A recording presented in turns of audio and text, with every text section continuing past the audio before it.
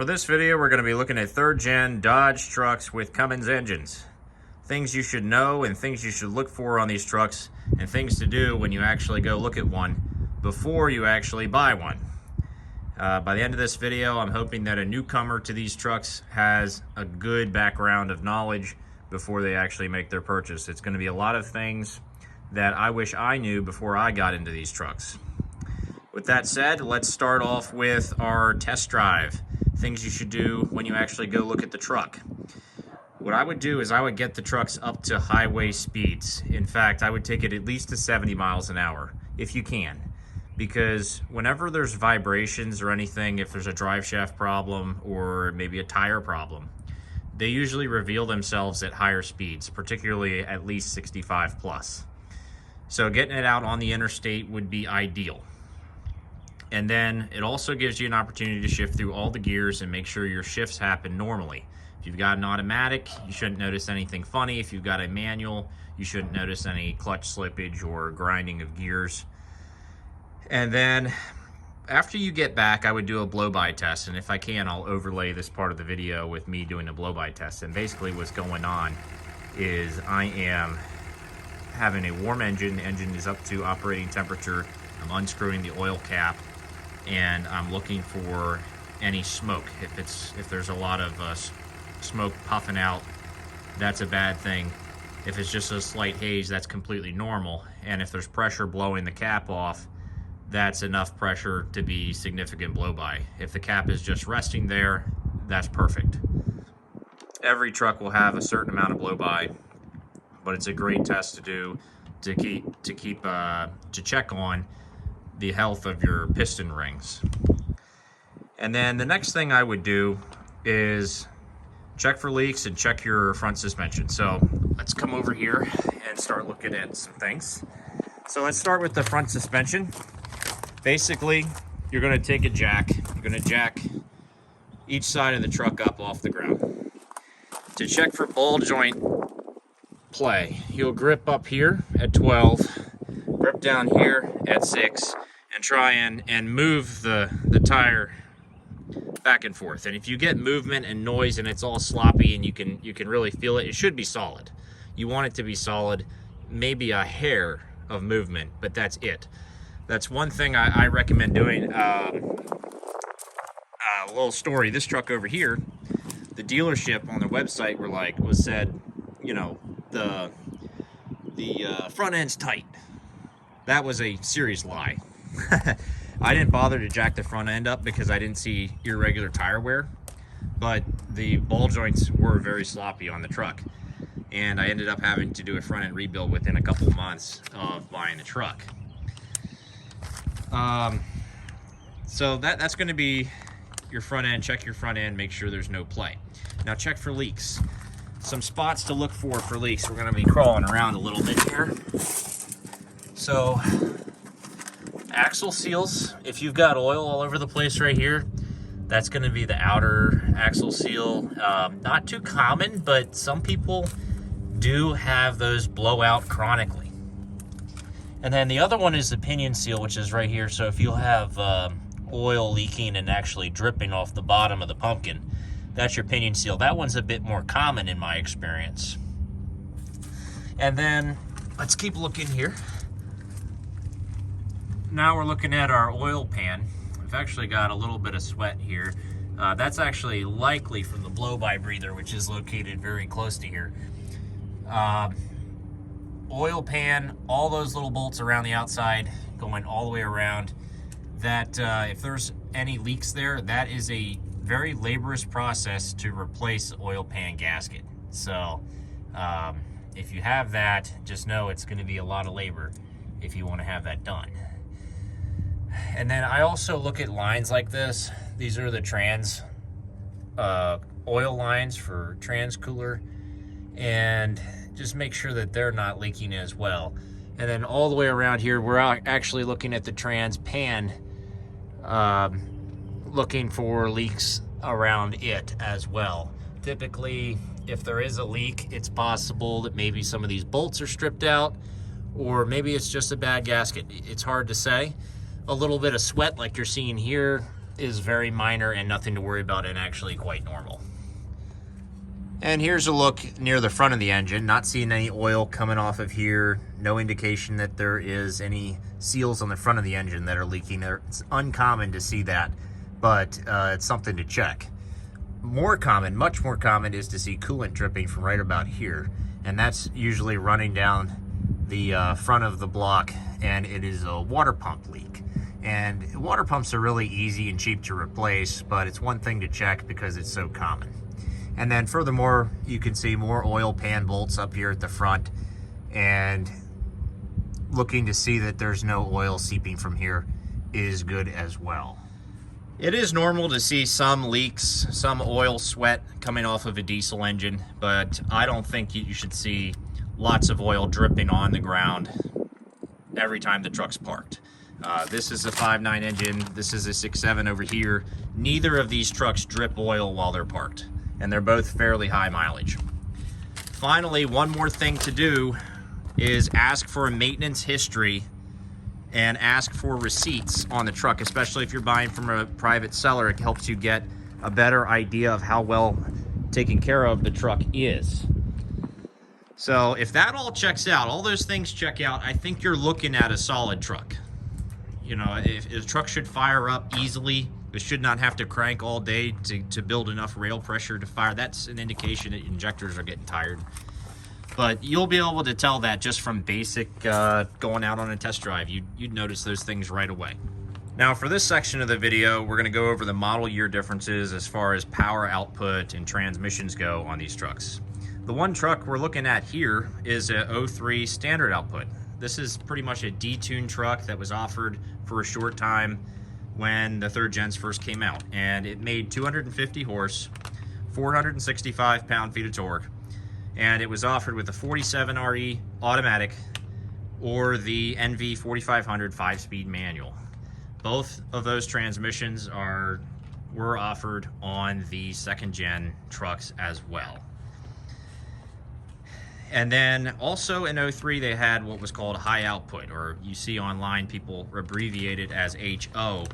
And it made 305 horses, 555 torques, and it was offered with the 48 RE, also a 4-speed auto, which was pretty much the same as the 47, or the NV 5600 6-speed manual, which is a iron case manual transmission. And then in 04.5, so 04.5, they changed a few things. They added an extra injection event. So the 03s, 04s, they only had 2. 04.5 had 3. And they also added a little bit of power, 325 horse, 610 torque. Still stuck with the 48 RE.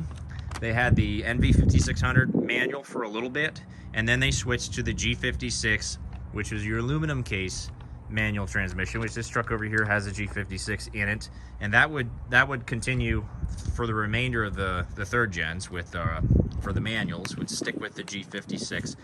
G56 started in the middle of the 05 model year, so it's not a logical place to make it a big change like this.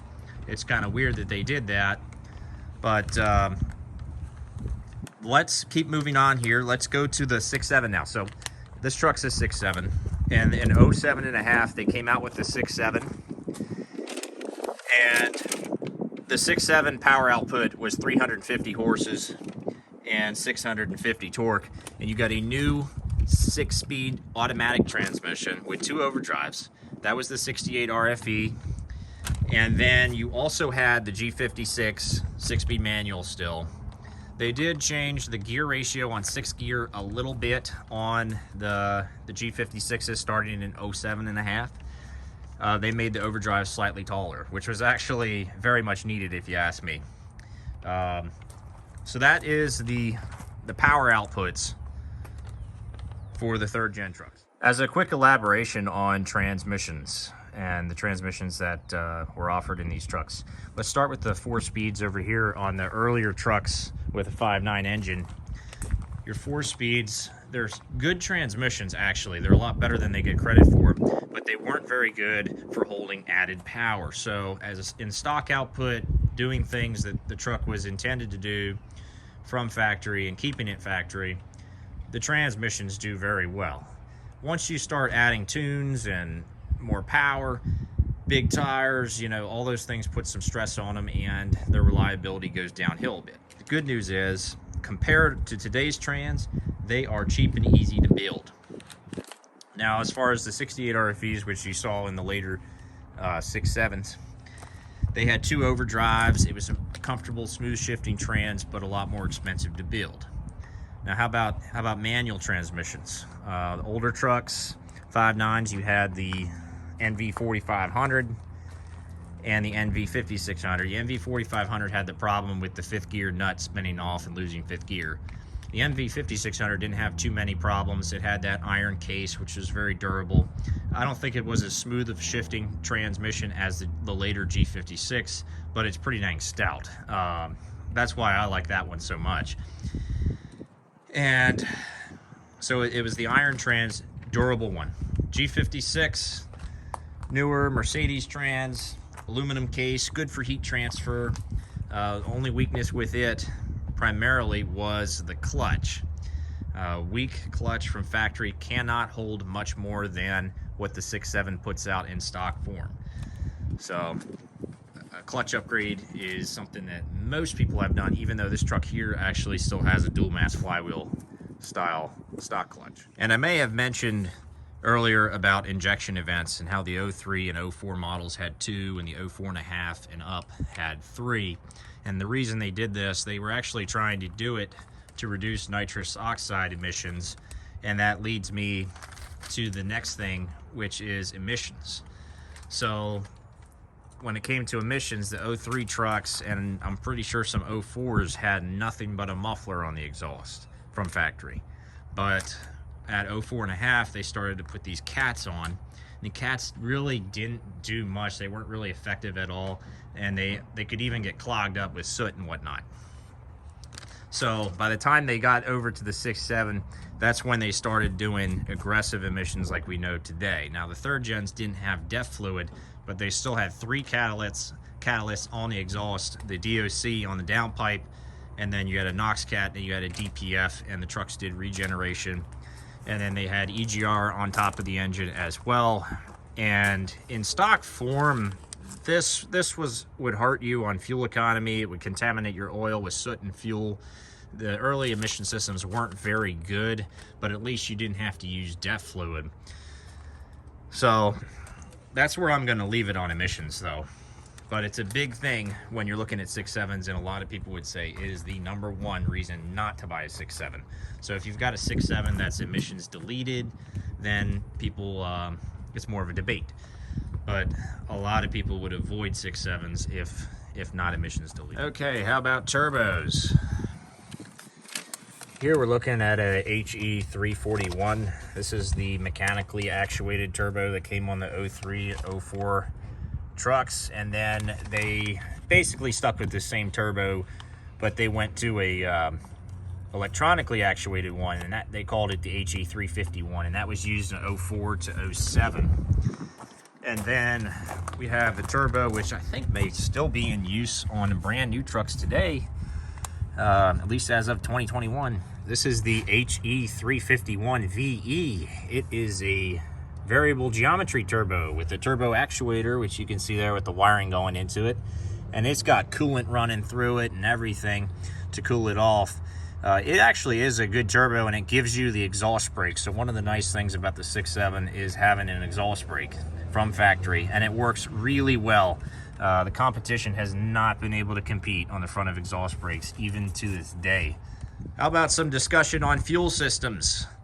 Early 03 and early 04s even sometimes had this little fuel pump, which you can see right there on the back of the fuel filter canister, and it was not very reliable, but it is easy to access and change if needed.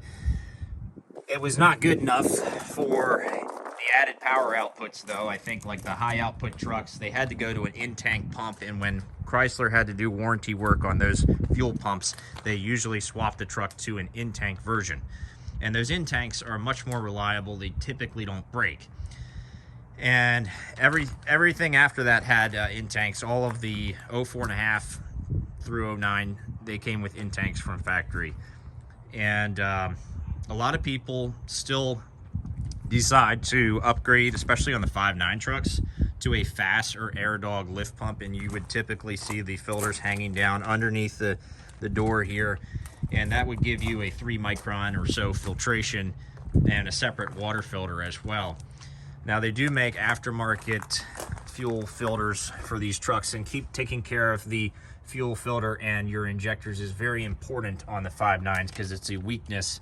It's an expensive repair to do injectors, but they can last a while. They do seem to last longer on the 6.7, but as long as your fuel filter is changed and you take care of things, the injectors seem to do fairly well even on the 5.9.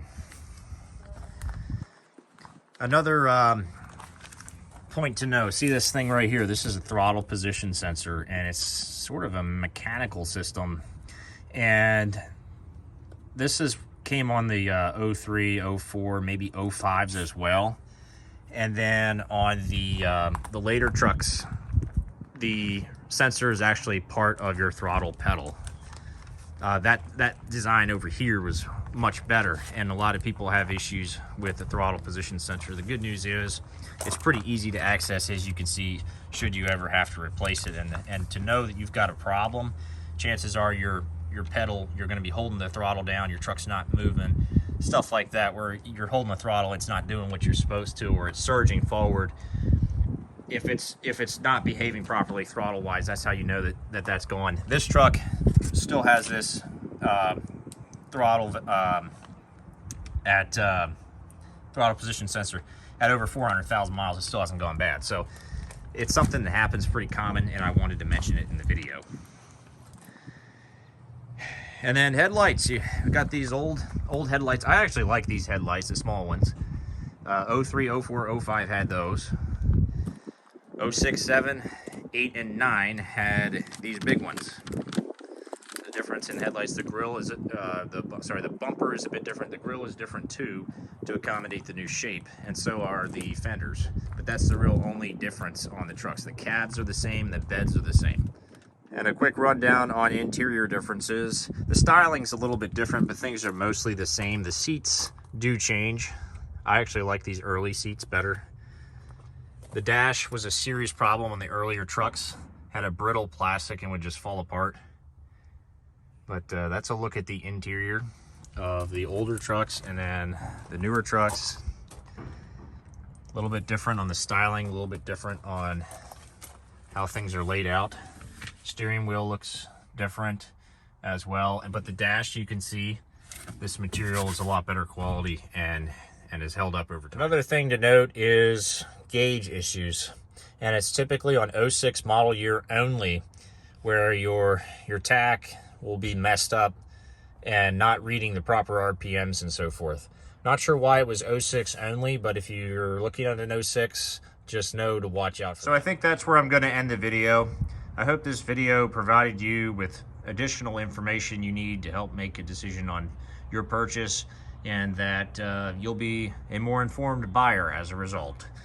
If you found this video helpful, give me a thumbs up. You're welcome to subscribe to the channel if you'd like to see more videos. I have lots of videos about repairs and maintenance and different things related to these trucks, so that if you get one, you'll be able to reference my video for additional information. So with that said, y'all have a great day. I will see you in the next video.